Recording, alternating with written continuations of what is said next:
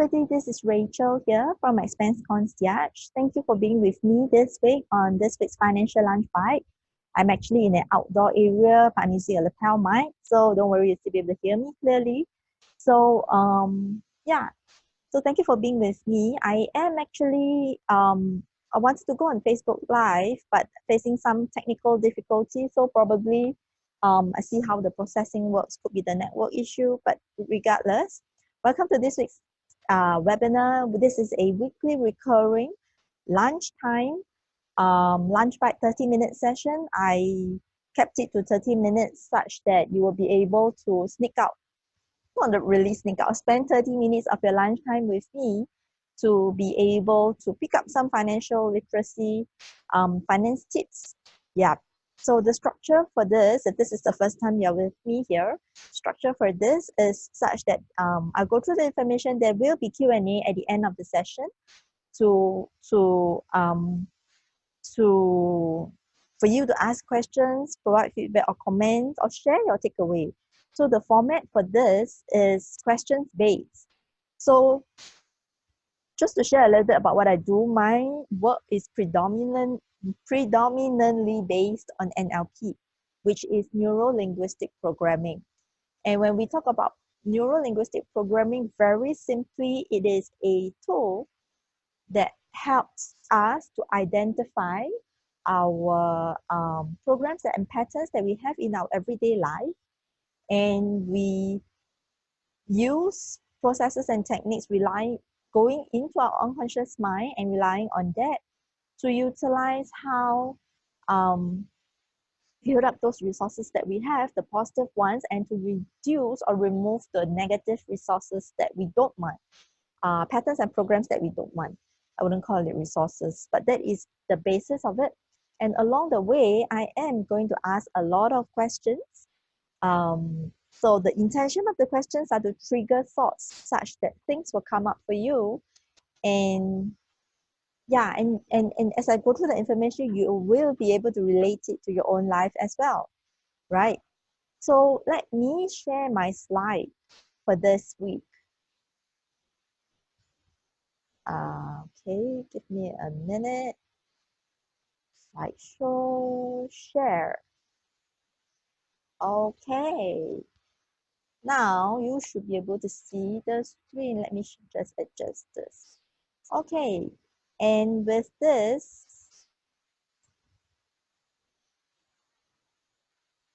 okay, so with this, yeah, welcome to my Financial Lunch Bite session 13 for this week. And the one slide that I always have is this. And very simply, what I wanted to share here is that I need to start restreaming my Facebook. Give me a minute and let me see whether I can share my Facebook from here. Yeah. Give me 1 minute. Let me just, stream this live so that people who are online, they will be able to catch on to this webinar as well. Yeah. Meanwhile, let's continue. Yeah. So based on where we are at now, this is point A, right? And that is point A for us.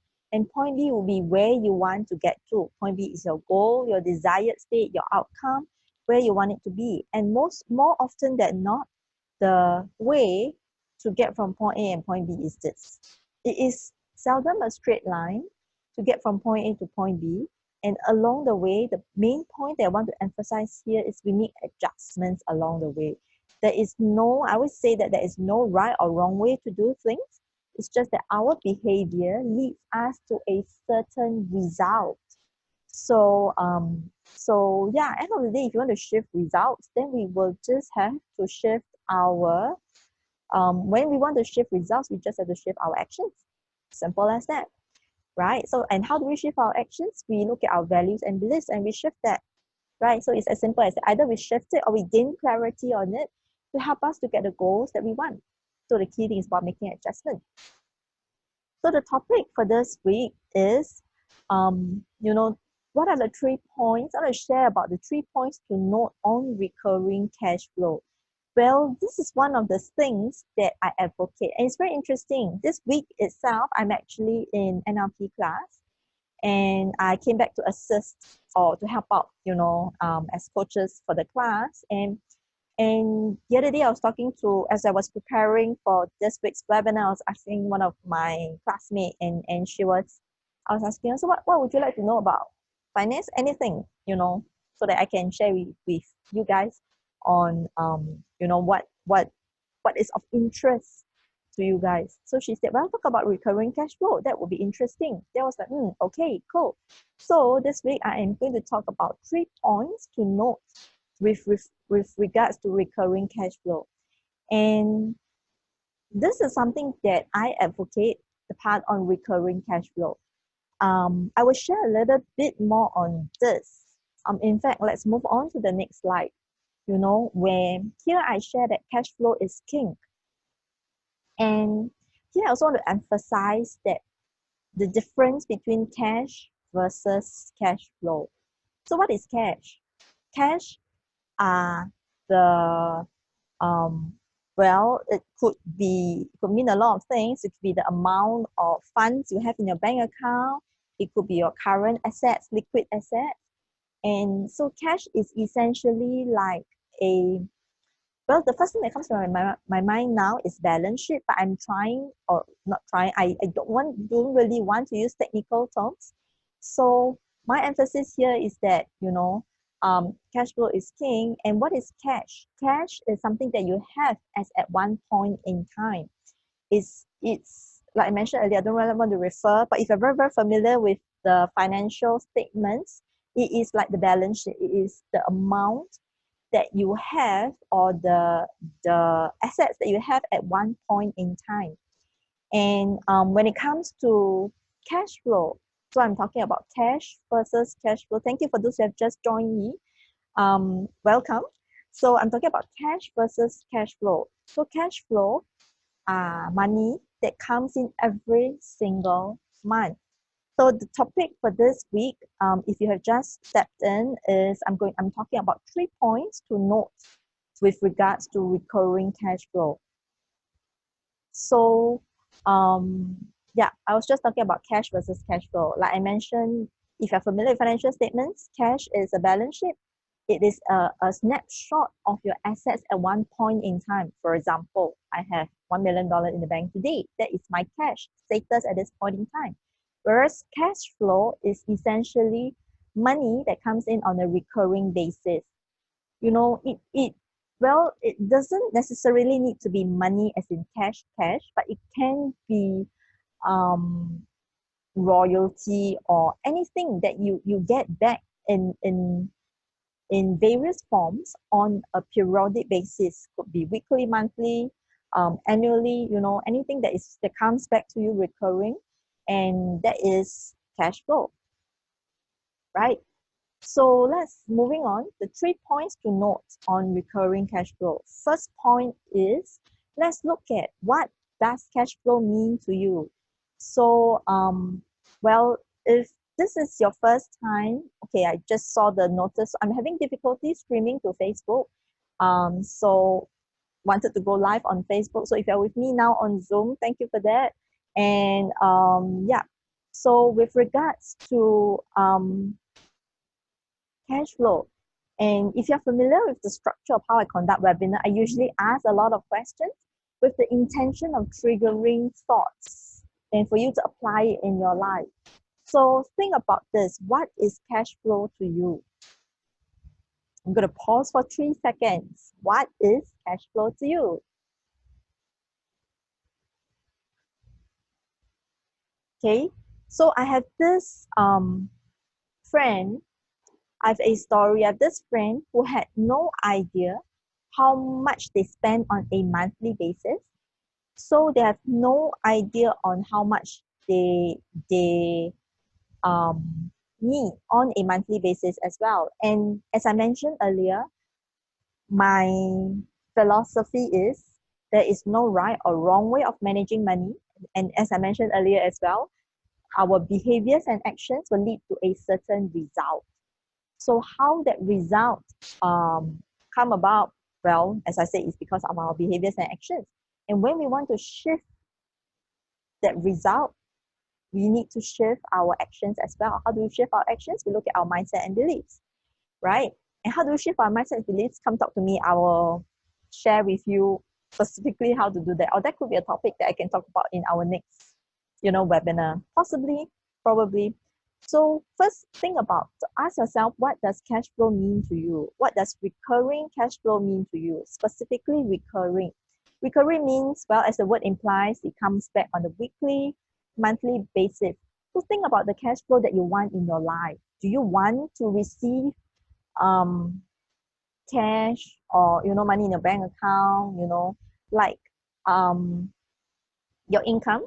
If you are working, you're earning a salary, it comes in on a monthly basis.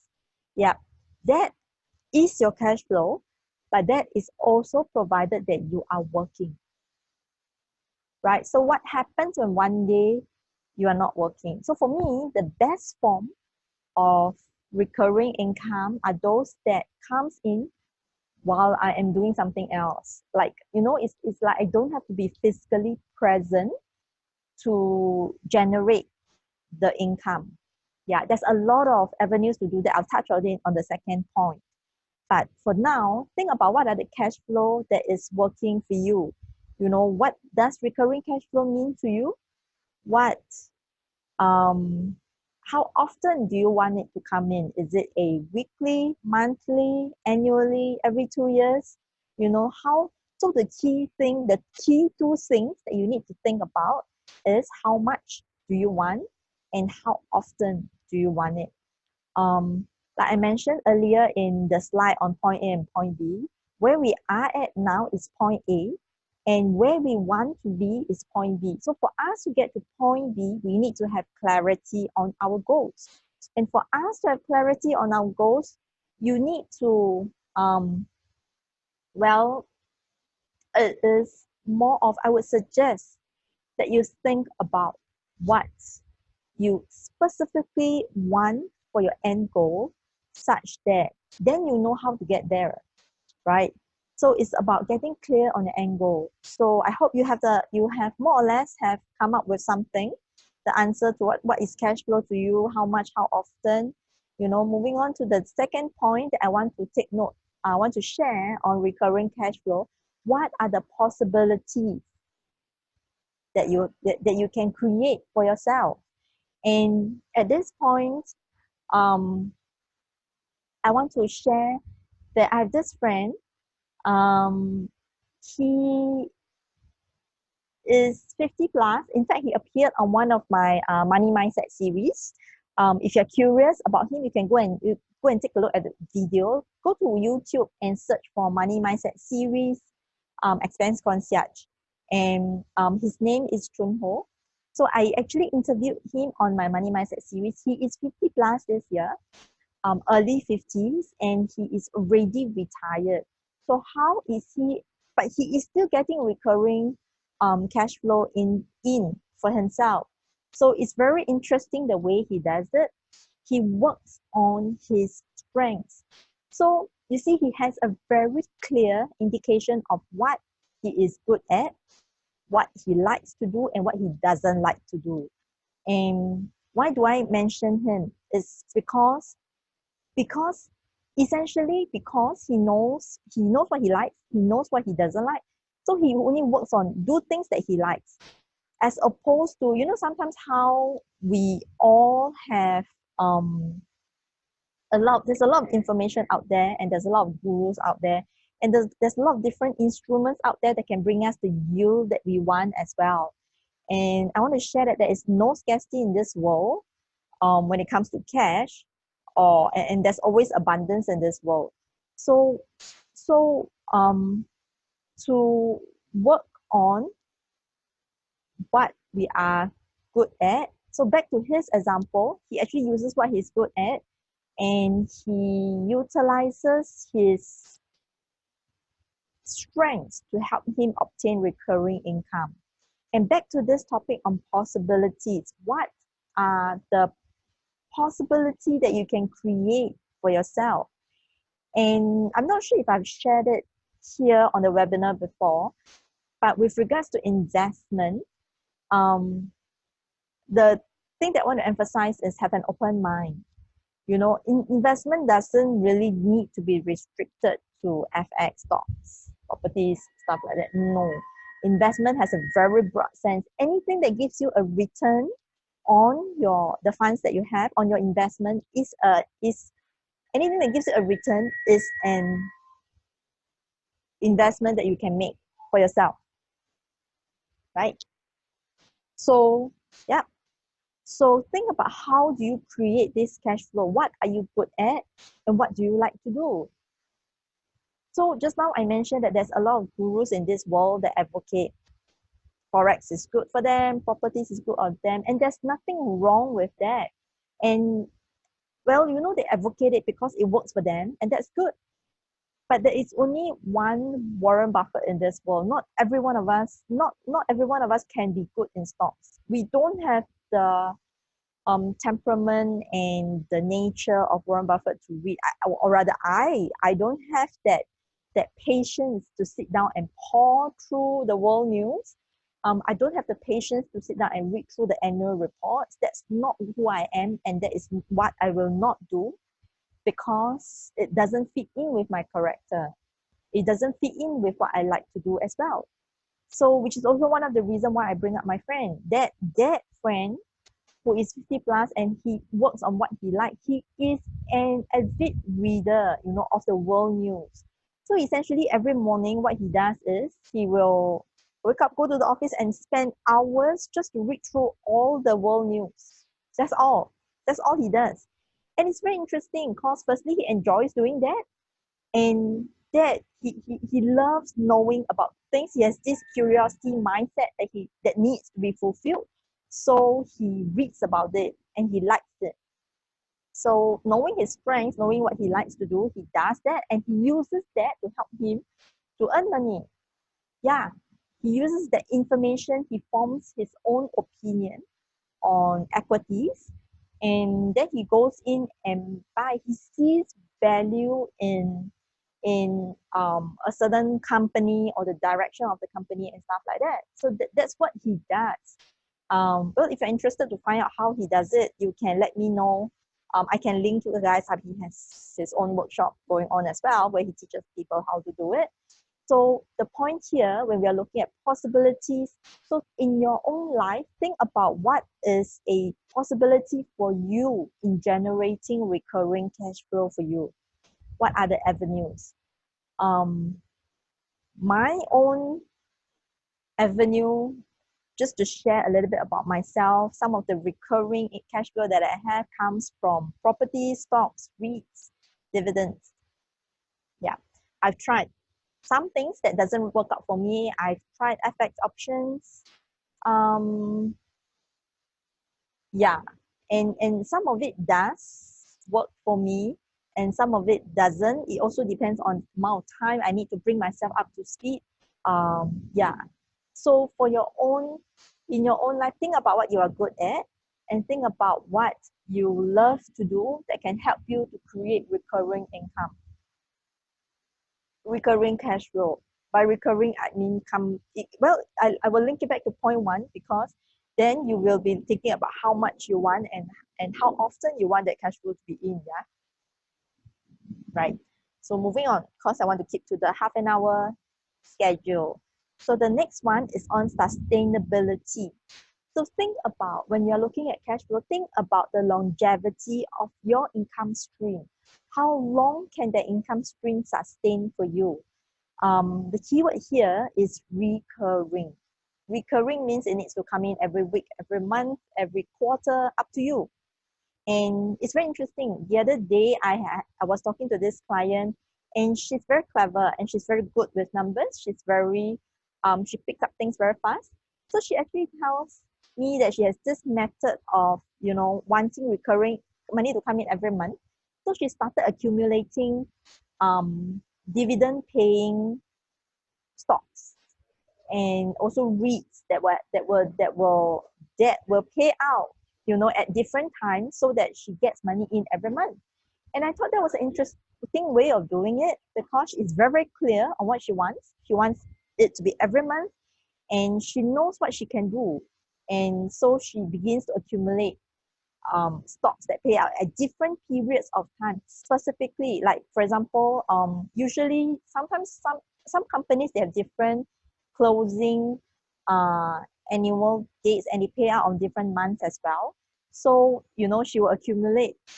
Um, she will buy REITs for companies, for example, if you have already have company that's paying out on quarterly basis, calendar year quarterly basis, every March, June, September, then she will buy REITs that pays out on um, February, January, you know, the other months. But of course, find good REITs lah.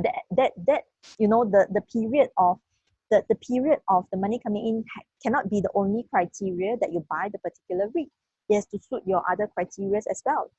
So back to this point, the money that's coming in, the investment that you um, invest in, the money that you invest in to obtain the recurring cash flow has to be, you need to take into account the longevity and whether it's sustainable. You know, earlier I was telling you about my friend, Chun Ho. He is in his 50s. He expect his lifespan to be around, well, nowadays, you know, generally, and he's very, very healthy, very, very fit. So probably to be around 90, 100, 120, I don't know, around there. So he makes sure that whatever he has is able to provide him consecutive income for the next 50, 40, 50 years, 70 years even. So think about sustainability of your cash flow. These are the things that you need to think about. So in summary, these are the things that we will look at when you look at your recurring cash flow. First, think about what is cash flow to you. How much do you want, and how often do you want it? Want it on a monthly, weekly, you know, bi-weekly, bi-monthly, quarterly, annually, stuff like that. You know, think about it, put some thought into it. Once you get clear on your end goal, then you look at what are the possibilities you can have to create that cash flow for you, right? And from there, also sustainability should also be one of the factors that you think about. How long can this